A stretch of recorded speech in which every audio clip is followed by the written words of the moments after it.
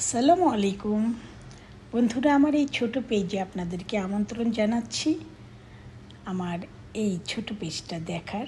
তো আমি ব্লগিং করি, রান্নাবাড়া শেয়ার করি, ঘুরতে যাই শেয়ার করি।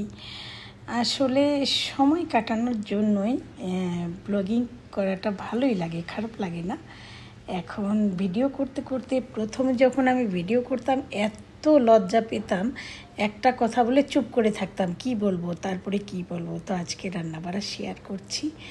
আজকে রান্না করছি এটা গোচি মাছ, চামড়া ছেলে ফেলেছি। আপনারা যে বলেন ছোট বাইম, আমরা ওটাকে গোচি মাছ বলি, অনেকেই বাইম মাছ বলে, কিন্তু এটা বাইম মাছ না, এটা গোচি মাছ ছোটোটা। আমি চামড়া ছেলে ফেলেছি, তাড়াহুড়া করার কারণে ঘষার জন্য অনেক সময় লাগে। আর এখানে করছি গরুর মাংস করছি। আজকে রান্নাবাড়াগুলো অনেকগুলো রান্না, ঈদ শেষে রান্না শুরু করে দিয়েছি। বাসায় এসেছি, ছোটো যা শাশুড়ি কালকে চলে গিয়েছে, ওরা পরশুদিন রাতে গিয়েছে আর কালকে সকালে পৌঁছেছে দিনাজপুরে। তো এই তো আমার রান্না প্রায় শেষের দিকে। রেসিপি দেখাতে গেলে অনেকটা সময় নেয়।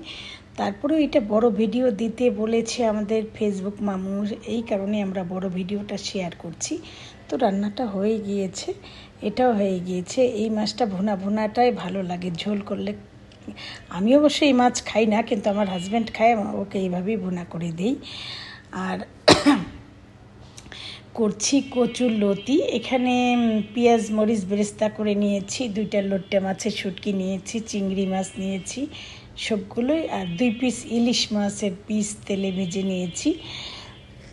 3 ধরনের মাছ শুটকি দিয়ে ওইটা বেরেস্তা করে নিলাম, হলুদ মরিচ জিরার গুঁড়া দিয়ে সুন্দরভাবে কষিয়ে নিয়ে এই কচুর লতিটা দিয়ে দিচ্ছি। এভাবে কচুর লতি করবেন, শুটকিও দিবেন, মাছও দিবেন।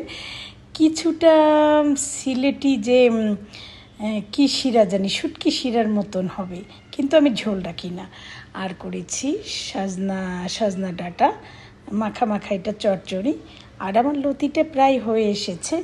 আসলে আমরা যে ব্লগিং করি মনটা বড় করতে হবে। দেখুন অনেক স্টার নেবেন, ফুল নেবেন করে আমরা ওদের কাছে হুমড়ি খেয়ে পড়ছি।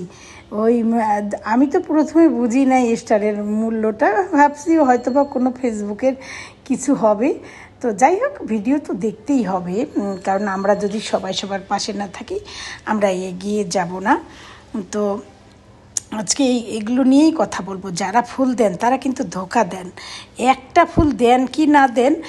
আর আমি দেখেছি বড় কথা বলে যে ফুল দেব, আসলেই ফুল দেয় না। ফুল কি এই সম্পর্কে আমার জানা ছিল না, পরে এক ব্লগার ভাইকে বলে আমি জানলাম যে এই ফুলের বিষয়। তো যাই হোক, ফুল দেন না দেন মানুষকে এই ধোঁকার মধ্যে ফেলেন কেন? সবাই তো হুমড়ি খেয়ে পড়ে ফুল দিবে, তো ফুলের নামে কচু দেয়। যেটা বলবো, আমাদের পেজেও আসে না। দেখেন, আমি যদি দেখাই ওগুলোকে আনফলো করি, অনেকগুলো আনফলো হবে, কারণ আমি অনেক ফুলওয়ালা বলবো, ফুলের মালিক, তাদেরকে ফলো করেছি, লাইক কমেন্ট করেছি, কমেন্টের রিপ্লাই পর্যন্ত পাইনি। এরপর থেকে আর কেউ ভুলেও ফুলের পিছনে দৌড়াবেন না, আসলেই ধোঁকা। আমার কথার সঙ্গে যদি কেউ একমত হন, আমার পেজে কমেন্টের রিপ্লাইটা দিবেন। কতজন আপনাদেরকে ফুল দিয়েছে, যারা দেওয়ার তারা দিয়েছে। তো আজকে চালের রুটি আবার করলাম, চালের রুটি, গরুর মাংস, সেমাই। তো রান্নাবাড়া ঈদের সময় তো তাড়াহুড়া, এগুলো আবার করলাম, কারণ প্রথম কয়েকদিন চালের রুটি ভালোই লাগে। আর আমি চালের আটাটা করি কিভাবে, 5 কেজি যদি পোলার চাল দেই, মানে চিনি গুঁড়া চাল দেই, 5 কেজি সিদ্ধ চাল দেই, আর 10 কেজি আলো চাল দেই, যেটা মানে পিঠার চাল বলে। 3টা মিশ্রণ করে বানাই, দেখে আমার রুটিগুলো এত সফট থাকে, অন্যরকম। তো আর সেমাই করেছি।